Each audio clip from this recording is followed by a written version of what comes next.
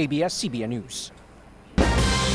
Ilan na ang namamatay dahil sa pagkakuryente nitong mga nakaraang linggo.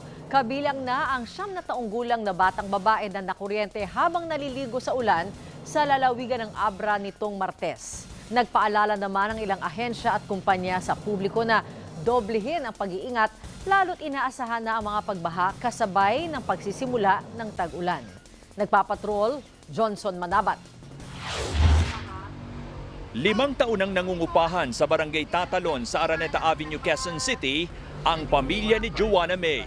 Isa ang Barangay Tatalon sa malibit bahain tuwing tag-ulan. Wala ito lang kasi yung mungang upahan, lagpas tao. Kumbaga abot hanggang second floor. Sa second floor, inabot pa yan. Bukod sa lalim ng tubig, isa rin sa ikinatatakot ni Joanna May ay ang makuryente sa baha. Kaya doble ingat sila sa mga saksakan sa kanilang tahanan. Bale, wala po kaming saksakan sa baba. For extension lang kami. Tapos, alam na kasi namin na binabaha. So, yung mga extension, tinataas na namin. Kabi-kabila kasi ngayon ang namatay ng dahil sa pagkakuryente. Sa Barangay Pantok San Isidro sa Abra, patay ang 9 na taong gulang na batang babae matapos umanong makuryente sa high-tension wire habang naliligo sa ulan noong Lunes ng hapon.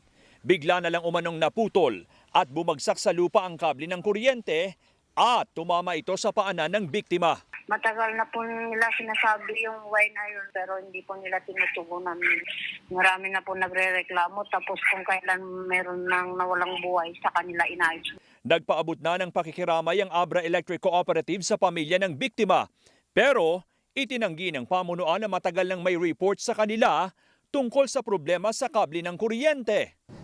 Paulit-ulit man na parang sirang plaka, paalaala ng mga eksperto, gawing prioridad ang kaligtasan ng lahat. At bagamat hindi pa nagsisimula ang kasagsagan ng pagbaha, maigi na i-double check ng mabuti ang mga nakalaylay na kable ng kuryente sa ating komunidad para iwas disgrasya.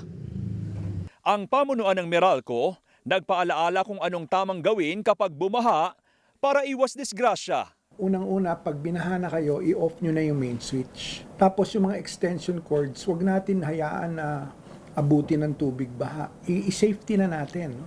Tiniyak din nilang nakahanda ang lahat ng kanilang linemen para rumisponde kung kinakailangan.